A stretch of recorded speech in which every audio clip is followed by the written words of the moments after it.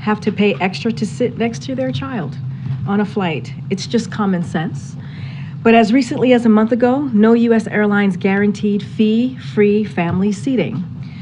Now, after the Biden administration pressed airlines to improve customer service, American Airlines, Alaska Airlines, and Frontier Airlines have stepped forward to guarantee that parents can sit with their young children without getting nickel and dimed.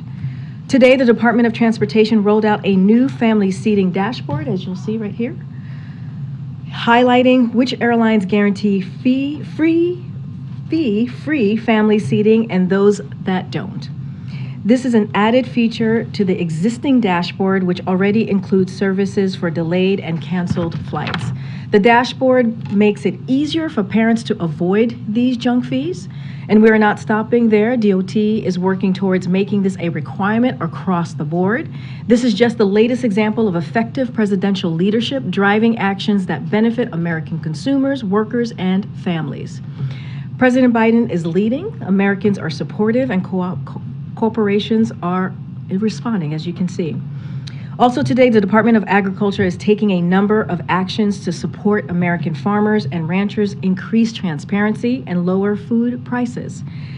Let's start with Product of USA labels. Currently, this label on meat, poultry, egg products can be used even if the product was not actually raised in the USA. We believe that labels should be only used on animals born, raised, and processed here in the United States, and now USDA is proposing a rule to accomplish just that.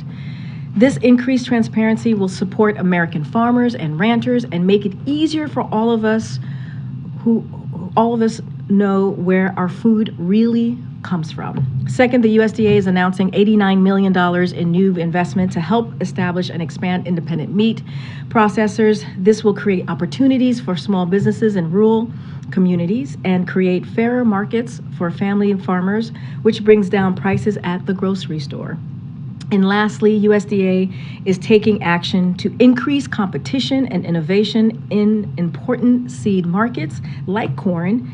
These actions show the administration's commitment to promoting competition for farmers, ranchers, and American consumers, and deliver on the President's competition executive order. With that, Chris, you want to kick us off, please? Sure. Two questions on the DC crime situation. Does the White House have a response to City Council wanting to pull back that proposal? So as you all know, we litigated this about 2 days last week right here in this very room. The president expressed concerns on certain provisions of the DC crime bill, and as we can see, the DC Council's process is still ongoing, so we won't comment on that any further. So also when we were discussing this last week, you cited Mayor Bowser's opposition to the crime proposal, but she also says that the override is an indignity and that Congress is meddling in its affairs. Why didn't the president or the White House give her a heads up that the president wanted to sign this override legislation? She also said that she understands why the president made this decision. So but wait, let me get into it. But you just asked the question. Let me finish your question, the first question that you asked, which is, first of all, she also said that she understood why the president made the decision.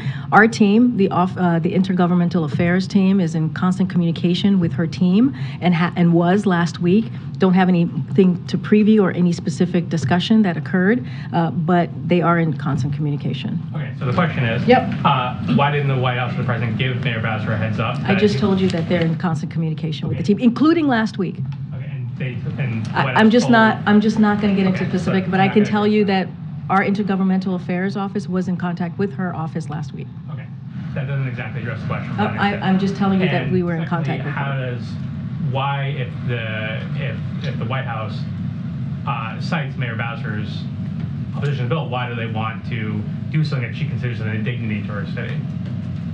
Say that again. If the White House is going to cite Mayor Bowser's opposition to the crime bill, you say why the president should sign the override legislation. Why does the White House want to do something that the mayor considers an indignity to the city? That's something that but she also did not approve of the piece of the legislation as well. So the process by overriding, she says, is an indignity. So let's step back for a second. We talked about this for 2 days last week, and still going to tell you exactly what I said last week, which was the president the bill was headed to the president's desk, and the president made a decision. And we let all of you know what he was going to do and how he was going to move forward. That's it. He wanted to make sure that he delivered for the 700,000 residents of D.C. In a way that was protecting the residents here. This was brought to him. This is not something that we put forward. This is a decision that was brought to him, and he wanted to be very clear and communicate with the people of D.C. and with all of you and how he was going to move forward. One more legislative question. There's a resolution going forward allowing that would bar retirement plans from offering ESG considerations. The president says or the White House says he's going to veto that. Do you have any plans for that veto? I don't have anything to share on that. I believe we have not received the bill yet, so just don't have any timeline on the ESG bill at this time. All right. Thank you. A couple questions about East Palestine, Ohio. Norfolk Southern, they announced a set of new initiatives they claim will enhance safety, a new power mechanism to help with braking and acceleration, additional devices that can monitor hot bearings. Is the White House satisfied with these reforms? Look, what we're trying to do, and we've been very clear, the EPA administrator has been very clear, Secretary Buttigieg has been very clear. What we're doing is to make sure that the community in East Palestine is made whole again, and we're going to hold Norfolk Suffolk Company accountable. They made this mess, and they need to clean up this mess. We are pleased by the bipartisanship that we're currently seeing in Congress to put forward some true common sense safety measures. That is something that we want to continue to move forward. As far as it relates to the company, we are going to do everything that we can to hold them accountable. As you know, we set up a fund to support the families and to support the community getting back economically on their feet in the future. So that is going to be our focus, and that's how we're going to move forward. You say you want to hold them accountable.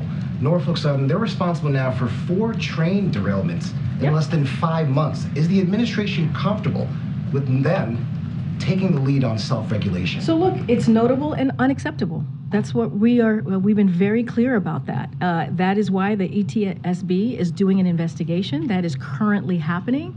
That is something that occurred with the first derailment. We saw within hours Secretary Buttigieg go into action and respond by making sure that the investigation started. The same thing on Saturday.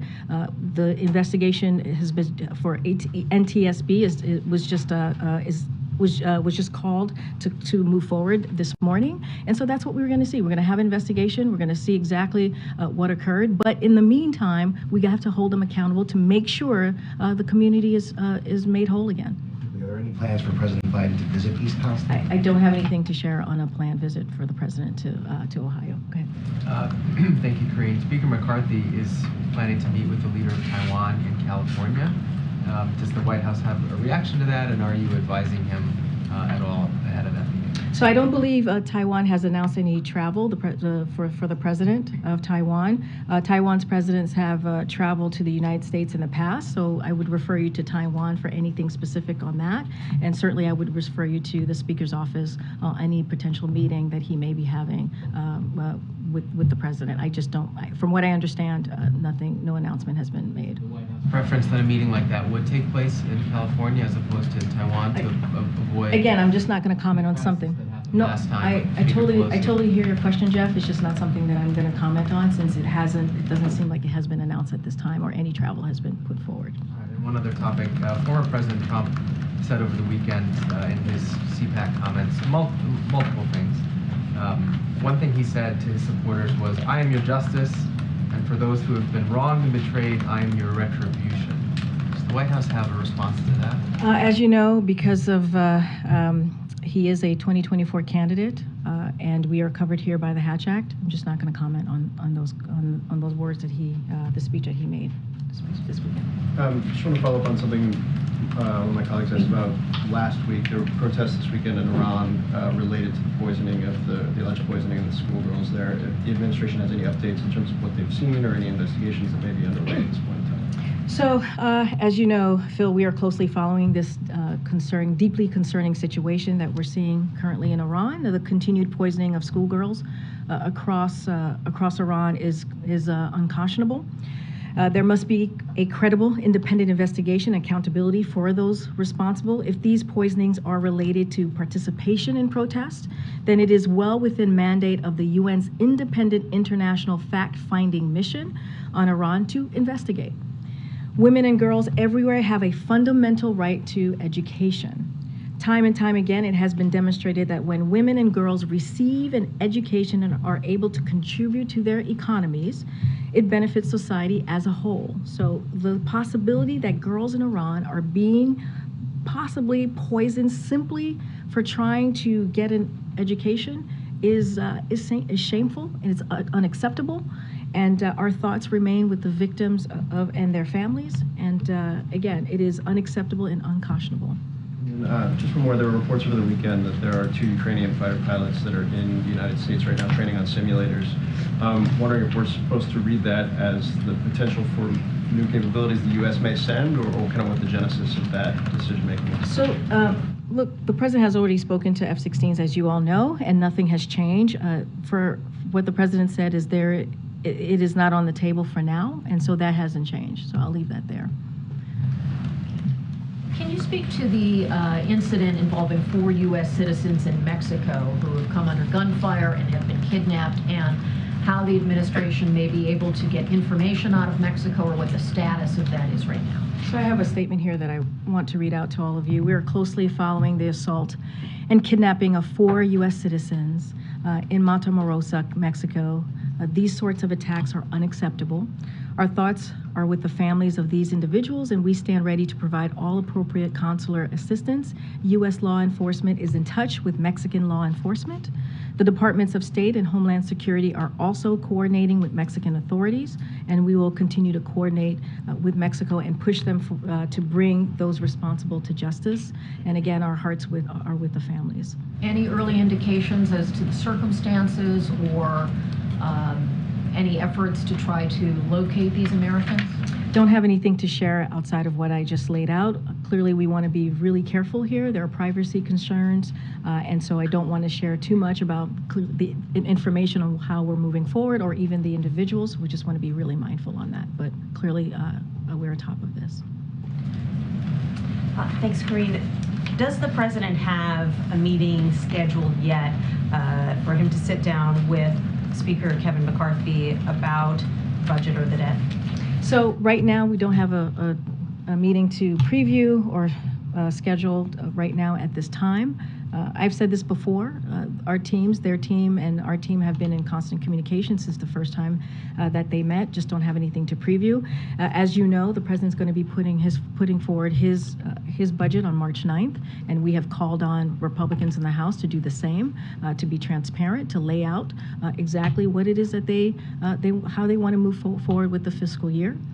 One of the things that we have heard from them is how they want to continue or want to cut Social Security, Medicare, Medicaid, and ACA. And so we want to see what is it that they want to do. How do they see moving forward in a fiscally responsible way? As we know, the president has been very clear. He's going to continue to fight for Social Security. He's going to continue to fight for Medicare, Medicaid, and ACA. Again, we want to see, we're going to put our budget forward. We want to see what they're going to do. But no timeline on when that Don't have sit-down a might take place? No. Could it happen this week? For this week, we don't have anything right now scheduled at this time. And originally, the Treasury Secretary said that she could keep extraordinary measures going through June. Then the CBO later said actually it might be July through September. When does the White House believe that things get critical as it relates to the U.S. debt? We basically follow what the Department of Treasury said, the Secretary said through June, and that's the timeline that we're looking at. We're reporting today that the manufacturing sector is showing signs of weakness. Obviously, manufacturing jobs are a priority for your administration. Are you concerned at all that momentum is slipping there, that could be to do with higher interest rates? Look, we're going to continue to make sure that we deliver on the president's economic policy, economic plan. And having more than 700,000 jobs that have been created under this president shows that commitment and shows how the president's economic policy is working. Look, that's why this Chips and Science Act is so important. And you have heard over and over from these different manufacturers who are coming back to the U.S., who are building these manufacturers, creating jobs. And so we're going to continue to work closely closely with them and make that a priority. That doesn't stop.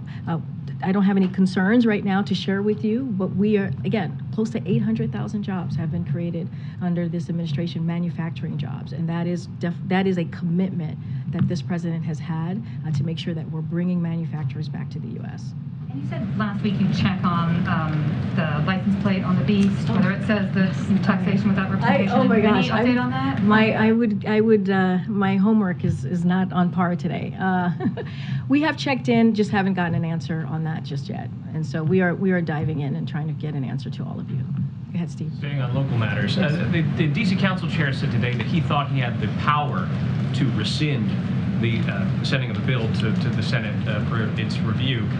Was there any communication between the White House and Council Chairman Mendelson's office prior to his press conference? So our team was made aware earlier this morning. As you know, when it comes to how the Senate, the mechanics of the Senate move forward, that's something for the Senate. I encourage you to ask them and how that will work and how that will move forward. But yes, we were given a heads up this morning. The Senate intends to move forward with its vote on the resolution to disapproval. The president still intends to sign it. Is that right? If look again, we've made ourselves very clear. If the bill comes to the president's desk, he will sign it. One other question on this. I don't think you've been asked this directly before, but last week you said that the president viewed what the D.C. Council did as unacceptable. You specifically talked about how the bill would reduce penalties for armed carjacking, and you even mentioned sexual assault. So the question is why the president would still support D.C. statehood if the council is going to pass bills that the president finds unacceptable. Why would the president empower the council to have the power of a state legislature that he couldn't check? Because he believes, and he has for some time now, that D.C. should be a 51 state. They should have a statehood.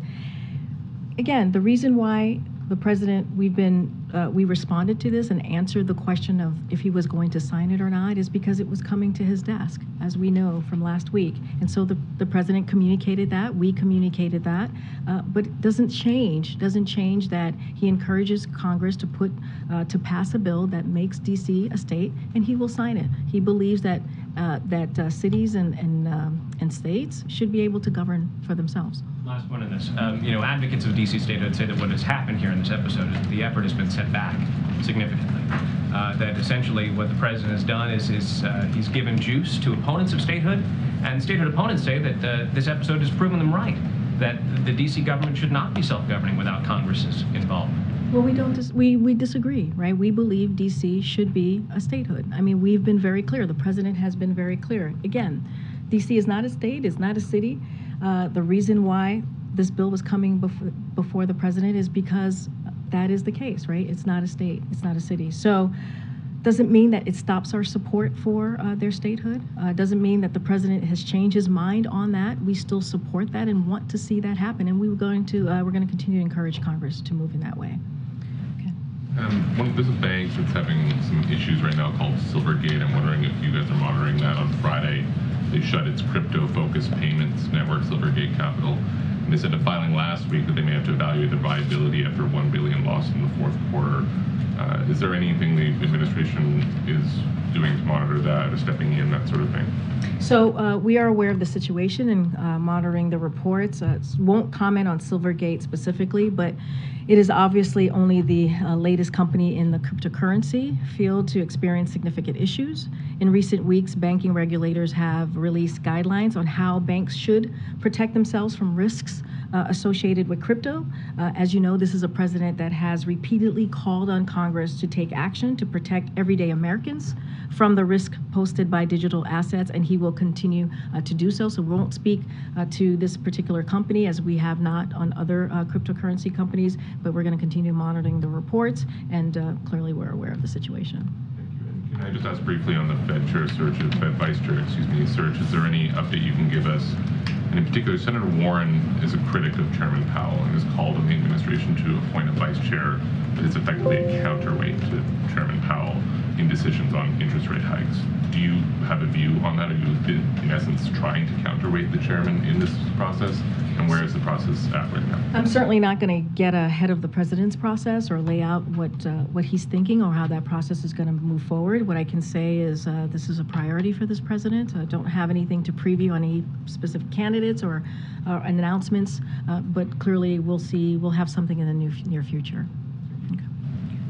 I wondered, Karine, if you could comment on some efforts in Republican states like Florida and Texas where they're cracking down on undocumented immigrants. In the Florida legislature, there's a proposed bill that looks at requiring private companies to do more to check the immigration status of their employees. In Texas, there are lawmakers considering a bill that would deny undocumented children access to public education. Does the White House have any comment on these efforts? So I haven't seen these bills. What I can say is, and as you know, on the first day of this president's presidency in his tenure, first day of his tenure, he said very, very clearly that he took immigration reform very seriously, and he showed that by action, by putting forward a piece of legislation that was comprehensive, that dealt with the immigration issue that we have seen in this country for some time in a real way. And he asked Congress to take action as well.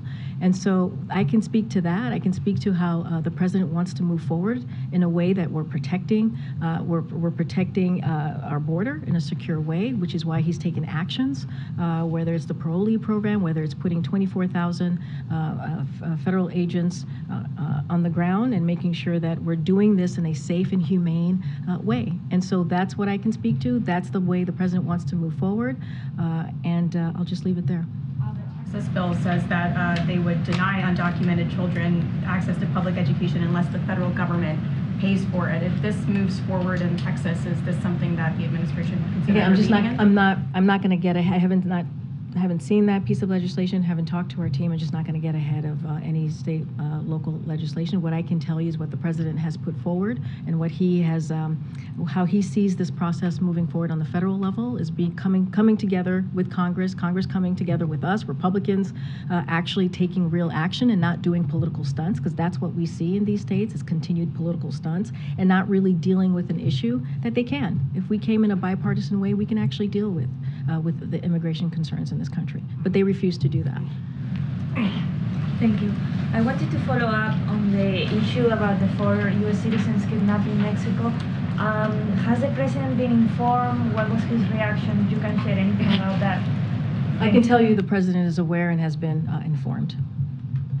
Ambassador Salazar is meeting today with President López Obrador in Mexico. What message does the administration want to convey, or what is your priority for that meeting? Well, you know, the president went to Mexico most recently for the summit, met with the Mexican president and also the Prime Minister Trudeau, and they laid out their commitment to work together on issues that matter to the region, whether it's immigration, whether it's national security, and I think that summit sent a very loud message to the people of Mexico, to the people of the United States, and also Canada. As you know, just to take a step further, the president is going to be meeting with the Prime Minister later this month to continue more of that conversation that they had. I don't have anything to preview or to lay out about the meeting that Salazar is having with the President of Mexico, but we see Mexico as a close ally, an important partnership that we have in the region, and clearly we want to continue it to grow. Thanks. Looking ahead to next month, April is the end of continuous enrollment for Medicaid. How concerned is the White House about these millions of Americans that could lose health insurance? Well, that is something that is a concern to the White House, which is why we have continued to work to make sure that health care is affordable for Americans. You've seen us do that with Inflation Reduction Act. You've seen us do that with other policies coming out of the administration. We will, clearly you'll see the president's budget on March 9th that will speak to some of this. Don't want to get ahead of what the president's gonna lay out in his fiscal year budget. And so I'll just leave it there. The president has said that his plan on the budget would reduce the deficit by $2 trillion over the next decade. How did the administration land on that number of $2 trillion? And then does that mean that the president does believe the current path of growth in the national debt is hurting the economy? trying to gauge his concern level around the growth of debt, given that we've heard about that $2 trillion number. So what I'll say is the president understands his fiscal responsibility. He understands how important it is to lower the deficit, which is why he was able to do that the first 2 years by $2.7 trillion. And so by him saying that he's going to do that by $1 trillion over the next 10 years continues to show that commitment. And so that is incredibly important. And we have said, if Republicans want to have a real conversation about how to lower the debt, then he's ready to listen. He's ready to hear what they have to say. That's why we have said we're going to put our budget forward on March 9th, and we're waiting to see what they're going to do. So far, their proposals have been to add $3 trillion to the debt. As you think about them giving a tax break or giveaways to millionaires and the rich and the wealthy, as they talk about wanting to cut Medicare, Social Security, Medicaid, ACA, that's what they're bringing forward. And we're saying, you know what, we're going to protect those really important programs, and we're going to put forward, he's going to put forward a fiscal budget that is going to be responsible. I'll say a little bit more about this week. As you know, he's going to deliver remarks in Pennsylvania, and he's going to show his plans to invest in America, continue lowering costs for families, protect and strengthen Social Security, Medicare, reduce the deficit, and more, as you just asked that question.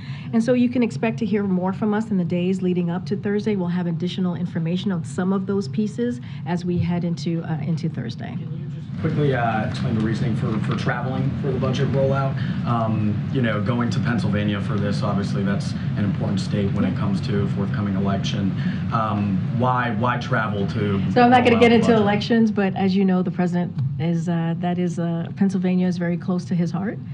He sees that as his second home, and so we believe when we go out there and travel and do and go to places like Pennsylvania and other states, it's an opportunity for the president to talk directly to the American people. This is important, right? When you think about the fiscal year budget, you think about how the president's going to lay out his plan for the American people. He thinks it's important to do that and make sure that that he talks directly to the people, to American people out there. And that's what you're going to see him do. And so he'll just happen to be doing it in Pennsylvania, a place that we travel to a lot, as you all know, those who travel with us. Go ahead, Ed. Yeah, thanks, Karine. I want to ask you about energy policy. So if the president had allowed the Keystone Pipeline, the Keystone XL, to go forward, it would have been operating today or very close to being turned on today. Any regrets about canceling that project, and any consideration of reversing any energy policies for a more balanced approach going forward? So look, the president has been very clear about how he's approaching the energy space. He does it in a way that is responsible. He does it in a way that delivers for the American people. There's nothing new here. The decision that he's made, at the same time, having one of the most important historical climate, when it comes to climate change, investments and policies. That is not going to change on how the president moves forward here. It is when he walked into the administration, he talked about how climate change was one of the important crises that we needed to address, and that's what you've seen from this president the last 2 years. And his decisions are not going to change that. But even with there was a leaked memo that showed that energy, if we had charged less for certain drilling oil permits or royalties in a part of Alaska, then there would be more energy security. So I'm not going to speak to leaked memos from here. That is not something that I'm going to do. I believe the leaked memos from the Department of Interior that you're speaking to is just not going to do that. I encourage you to reach out to Department of Interior. Way in the back. Yes, thank you. Well, the person behind you. Yes, someone new. Someone new. Thank you. I appreciate that. Touring with Spectrum News, by the way. Karine, thank you so much. Sure. On the note of the budget proposal, this is happening. He's unleashing or unveiling this proposal under the shadow of the debt ceiling, and since February was the last time, according to House Speaker McCarthy, the president has sat down with the speaker to talk about some type of deal. McCarthy says he rejects, a clean increase without some concessions or spending cuts. Is the president going to come back to the table with McCarthy to talk about it? What's the plan here? He never came to the table to negotiate on the debt ceiling. That was not something that occurred. That is not something that's happening. We've been very clear, we're not negotiating around the debt ceiling. This is something that Congress needs to do. It is their constitutional duty. It is something that has happened 78 times since 1960. It is something that happens in a bipartisan way. They should not put the full faith and credit of this country hostage, should not keep that hostage. And so this is something that we believe that should happen without conditions. And so that's how we've been moving forward. We've been very, very clear about that. I just talked to one of your colleagues about the thing that we are happy to talk about is how to lower the deficit. We are happy to have, the president would look forward to having a conversation, a real conversation with House Republicans on how to do that, because he has been successful in doing that. $1.7 trillion the first 2 years, and he'll share more with his budget on March 9th. Has been sounding the alarm. She says we're about 3 or 4 months away from, true disaster here. Is that not at all concerning that, there can't be some deal? Yeah, and that should be concerning to House Republicans. It should be, because this is something that has been done, again, multiple times over the last several decades. And this is something that is their constitutional duty to do, is to lift the debt ceiling. And it's been done in a bipartisan way. They did it 3 times under the last administration. Go ahead. Wow, James. A group of one. I am just referring to myself. I'm going to take that because I think I'm plenty old. I have 2 today. First of all, on the Taiwanese president, how does the White House feel about her proposed visit to the U.S.? What outcomes do you hope to see from it? And will any administration officials be meeting with her? Right now, there's no planned travel, so I'm not going to speak to a travel that has not been planned. And as stated earlier, it wouldn't be the first time that a Taiwanese president has traveled to the U.S., but I'm just not going to speak to a travel that has not been locked in yet. He has a second question about the International Women of Courage Awards. You're giving an honorary award to the women and girls of Iran. Who's going to be accepting that on their behalf, and what sort of message does it send if they can't be here, they can't participate? What is the point of doing this? Well, we think it's incredibly important to do this. First of all, one of the reasons that we're doing here at the White House is we wanted to bring those stories of these incredible women to the White House, to a bigger stage, right? To the biggest stage that we could. And we're doing it right here at the White House, which we think is incredibly important for women around the world, but also women here and young girls here to hear the stories of these incredible individuals. Girls everywhere need to know that there are women who are fighting for them, transforming their communities and building a better world for all of us. And so we think it's critical, we think it's important, we think it needs to be seen, and we are really thrilled to see this on Wednesday. Don't have anything more to share. We'll have more to preview in the next day or 2. Thanks, Karine. Just to circle back on something you said earlier about DC, you said DC, it's not a state, it's not a city. What did you mean? Meaning that what I'm trying to say is it's not a statehood, doesn't have statehood, right? And I've said this before, said it last week, nothing new. I'm not saying anything that's new here. And because it's not a statehood, right, the president had to make a decision. This bill was brought, because this bill was about to be taken to his desk. And that's the only reason this is happening. And so, again, the president's going to continue to support DC statehood so that we can see it govern for itself. That's what he believes. He believes that cities and states across the country should be able to govern on its own. Can you just give us, I know this was a decision made last week, but obviously affects hundreds of thousands of people here in the district. 700,000 people, yeah. What was was there a policy process around this this decision? When did the president know about it? Did he speak with the mayor himself? Were there any sort of conversations, or how did he come to this decision? So I don't have a timeline to lay out for you on the process and how it occurred. I don't have a conversation to preview for you with the mayor. As I mentioned before, our offices here, not just the Intergovernmental Affairs, but other White House offices are in regular touch with the mayor and her office and her staff, but just don't have anything to lay out. But look, the president knew he had to make a decision. He had conversations with his team, and he made that decision. Get in the back. Following up on that, there's another DC DC Council disapproval resolution that is pending related to non-citizens voting in local elections. Is there an update on the president's position, something more definitive on whether he would sign that bill? So I can tell you, and I was asked this last week, the president does not support allowing non-citizens to vote in federal elections. That we've been clear about that from here.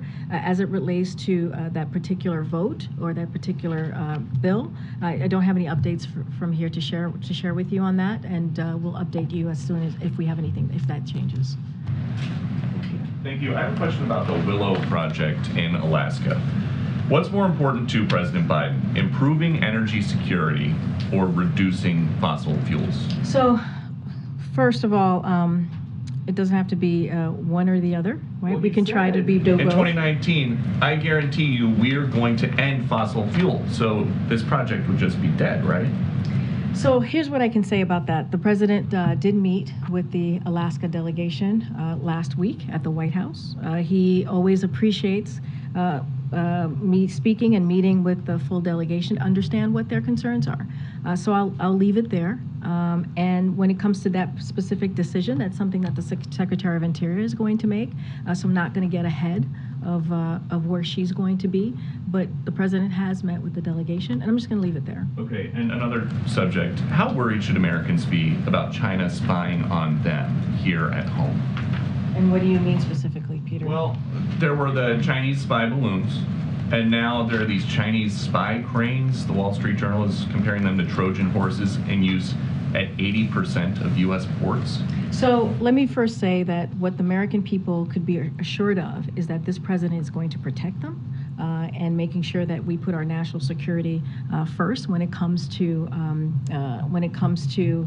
anything that they feel could threaten that. And the president has shown that. He's shown that over and over again. So on the cranes, don't have any comment on that specific reporting. I would refer you to the Department of Transportation and the Department of Defense, who've been tasked with Congress to study this particular issue. The National Security Council, in close coordination with the Department of Homeland Security and Department of Defense, Coast Guard, and members of the intelligence community have been actively working to address potential cyber vulnerabilities across the marine transportation system.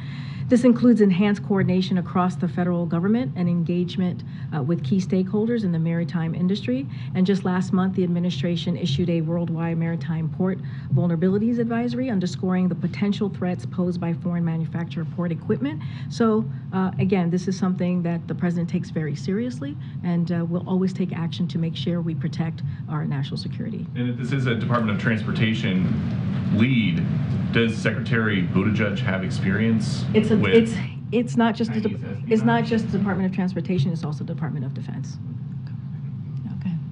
Thanks, Karine. Has the president had a chance to look at the Parents' Bill of Rights bill that's being proposed by some House Republicans? I can't speak to what the president has reviewed or not reviewed at this time. Okay, all right, go ahead. So last week, the Department of Justice acknowledged that in 2020, they had used, the FBI had used 702 authorities to illegally spy on a member of Congress. Can you tell us who that member of Congress was? Has that member of Congress been briefed by the White House? I would refer you to Department of Justice, just not going to speak to that from here. Go ahead. Thanks, Karine. On the budget that's coming out later this week, you've referred to it as fiscal year budget, which it is. It has also been talked about in the last couple months as it relates to the debt ceiling. And we've heard the president in the recent months as well talk about the need to finish the job. He talked about it at the State of the Union, mentioned that phrase today. Should we view the budget that's coming out, I know you won't get into specifics, but in terms of this fiscal year document, in terms of needing to take on the debt ceiling, or in terms of something much bigger than that, a job that the president wants to finish in the upcoming So when he talks years? about finishing the job, he talks about looking at the first 2 years of his administration and what he's been able to accomplish. You hear the president speak to how he has built an economy or wants to continue to build an economy from the bottom up, middle out. You think about the historic pieces of legislation that he's been able to get done. We were talking about, someone just asked me about the manufacturing jobs. Almost 800 manufacturing jobs have been created under this president. That's because of his policies. You think about the Inflation Reduction Act, which lowers costs on healthcare, lowers costs on energy. It's going to change many people's lives. If you think about insulin and capping that at $35 for our seniors. All of those things are incredibly important, and he wants to build on that. But then if you move forward and you fast forward and you look at just November and what happened during the midterms, the American people were very clear. They want us to come together and continue to deliver for them. They want us to continue to fight for their freedoms.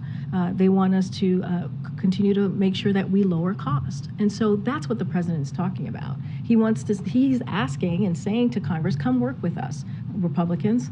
Why don't we come together and work in a bipartisan way so we can finish the job? And that was the message that the president said in front of Congress at the State of the Union, to finish what he started that has been historical and that is going to be transformational for families across the country. Secondly, a month ago on February 6th, I'd asked you about TikTok, whether it was a national security risk. And you had noted that there was an ongoing CFIUS review at the time. Just last week, there was some conversation about this as well. And you said that it is a, quote, or you talked about the, quote, potential national security risk. So is CFIUS, just if you could clarify, does the White House believe that TikTok is a potential national security risk, or is that what CFIUS, when that process works itself through, will determine? So there's a CFIUS investigation, so we try not to dive in too much because there is a CFIUS process that's ongoing, and we want to let that process go forward. But we have been very clear on our concerns, like with apps like TikTok. I've said that before. You've heard us say that from here. We know certain countries, including China, seek to leverage digital technologies and Americans' data in ways that can present national security risks. And so that has been our statement. That is what we have said for the past several months. But again, it's under CFIUS. The committee is moving forward on looking into this, so we try not to get too far ahead of that. Go ahead. Thank you so much. On the budget, just following up on Zonan's question, by traveling to Philly, the president is obviously making a big thing out of this budget, but we know that many Americans find it difficult to really understand what he's doing with the economy. It's not very concrete, and a budget is, as you said, like big figures, trillions, billions, and maybe not relatable. So what's his strategy to make it a little more real for, the So American not going to get ahead of what the president's going to say. He's going to give remarks. He'll lay that out in front of the American people on how he sees the fiscal year moving forward, how he sees the budget for the American people. And he's going to be transparent. He's going to lay that out and be very specific. We've talked about how he wants to invest in America, right? He talks about how he's going to fight for Social Security, Medicare, Medicaid, ACA. Those are things that Americans understand very personally, especially if you think about these programs that they pay into. And so that is going to be very important for him to lay that out. But it's not just that. The president's going to be fiscally responsible. You all will see this. He'll communicate that directly with the American people. But we want to see, what are the House Republicans going to do? And we've been very clear about that, because what they want to do is the complete opposite of what the president's trying to do. We want to fight for programs that's important to taxpayers, important to our seniors, important to veterans, and they want to take that away. Think about Social Security again, Medicare. And so you'll hear directly from the American people, but from the president. But in the last couple of weeks, in the last several months, the president has laid that out. You heard it at the State of the Union. He's been very clear on what he believes in, on how he sees the economy growing, and how he's going to continue to fight for Americans. Thanks, Karine. On student loans, the president said last week that he's not confident that the Supreme Court will decide to clear his plan. So I'm checking if you have an update on what the alternative is if his student loan plan is struck down. So look, he's also said we're confident in our legal authority, and I think that matters. And of course, we're not going to know where the Supreme Court is going to ultimately decide on what direction they're going to go. But what you saw from the SG last week was a very strong defense of the president's plan. And right now, the plan that we have before the Supreme Court is the plan that we have for the American people. And we believe that, again, we have the legal authority that the other side does not. It does not have the standing or the merit to really move forward with what they're trying to do. And it is unfortunate. It is unfortunate that you have certain elected officials across the country that are trying to prevent nurses and doctors and teachers from getting this type of benefit. We're talking about 90% of Americans who are part of this program, that are considered for this program, make less than $75,000 a year. 90%. And so it's going to give that extra breathing room, as you hear the president speak to. And we think it's very important, and the president's going to continue to fight, just like you saw the Solicitor General do last week. All right, wow. Go ahead, Courtney. I wanted to ask you about a bill that passed the Senate last week on declassifying the origins of COVID-19. The bill passed by unanimous consent in the Senate. What's the president's position on it?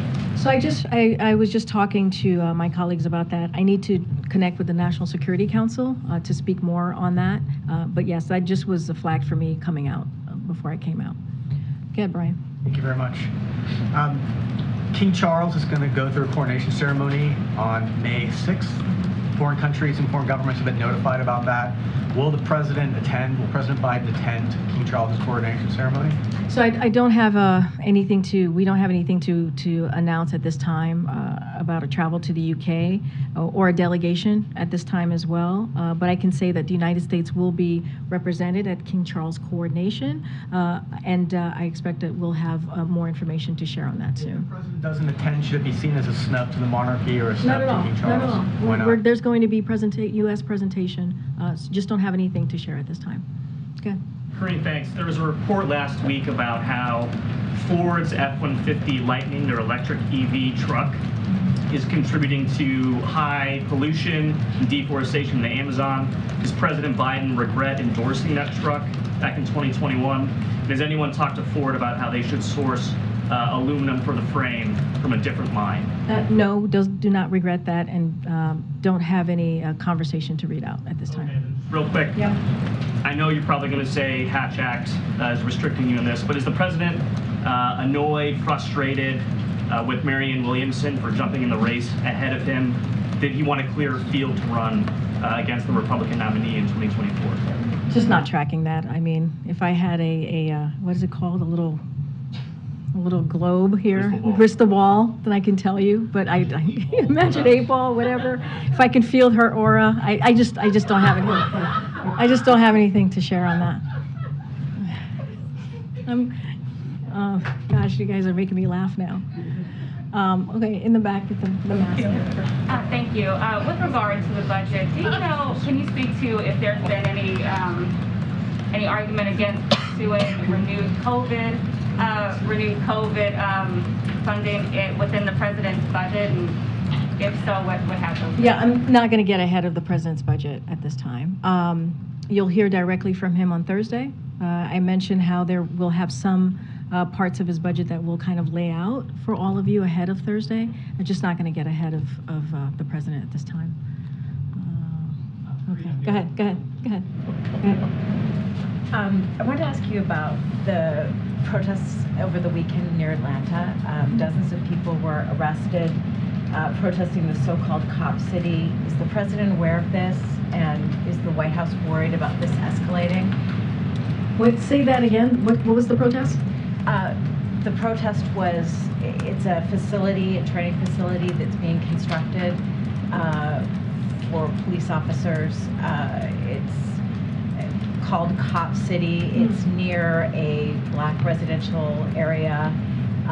The protesters are concerned that this is going to lead to escalation of police militarization.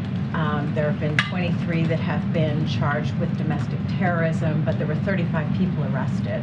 So the concern is the president aware of this? Is the White House concerned about this escalating? And then I also had a follow-up. The Georgia Attorney General has said that some of the people that have been arrested were from outside of the United States, from Canada, from France, from an international group that were here just to undermine American public safety. So is the White House tracking this, and how worried is the White House about this? No, I've not heard any discussions about this protest over the weekend, so would have to go back to the team and see where we are, where we're standing, and a response on that. This is the first time I'm hearing about this protest over the weekend, so just would have to come back to you on that. All right, Stephen. Thank you, Karine. I have a Saudi Arabia human rights question for you first, and then I'd like to ask you about Russia sanctions. Regarding Saudi Arabia, there's a 72-year-old U.S. citizen named Saad Al-Mahdi who is in prison for a series of tweets he wrote when he was in Florida. He was given a 16-year sentence in October, and you commented on the case then. The Saudi appeal system decided to review the case, and last month decided he needed an extra 3 years in prison, despite the White House condemning the original sentence. His son told me it was a middle finger to President Biden, and that he wants his father to be declared wrongfully detained. There's been some bipartisan reaction to this. Congresswoman Ilhan Omar told me that it's, quote, atrocious and unbecoming for the Biden administration not to declare him wrongfully detained. So does President Biden have a reaction to the new sentence, and is there a reaction to the one? So we have been in monitoring the case of Mr. Saad Ibrahim Al-Mahdi, as you know. I think I've mentioned this before, not just myself, but my National Security Council colleagues as well. Since we learned of his arrest and have been in regular contact with his family, we have brought up and raised our concerns regarding this case at senior levels at the Saudi government. So that is something that we've been very vocal about and brought up again to government officials. And our belief is exercising the freedom of expression, including through social media, should never be criminalized. I'm not going to get into the process here and how we move forward. That's something that the State Department, as it relates to these types of issues, but we've made ourselves very clear, and we made ourselves clear as well to the Saudi government. It's fair to say President Biden is upset about the new sentence.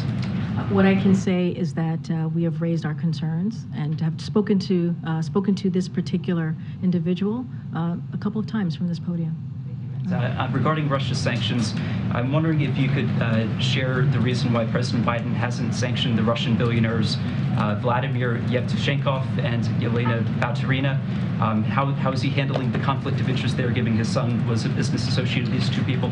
And can you confirm that as sitting vice president, he dined with Baturina in Georgetown? I'm just not speaking to anything that's related to his son from here. If you want to ask a question about Hunter Biden specifically, I would refer you to his family. And as it relates to any sanctions, I'm not speaking to individual persons that from Russia. Go ahead. Thank you. I want to ask you about COVID origins. I understand that administration is trying to get to the bottom of this. I just want to ask you if the final conclusion might look like, is it going to look like each institution that is looking into and investigating come up with their own conclusions, or administration will have one final perspective? As you know, the intelligence community is looking into this. This is something that the president has asked since a few months into his administration, and so they're redoubling down their efforts. They're looking into the origins of COVID. Clearly, it's important. He believes it's important to get to the bottom of this, especially as we look ahead to the future and trying to prevent any future pandemics. I'm just not going to get ahead of the intelligence community. They're working through this, and I'll just leave it there. All right, thanks everybody. I'll see you tomorrow.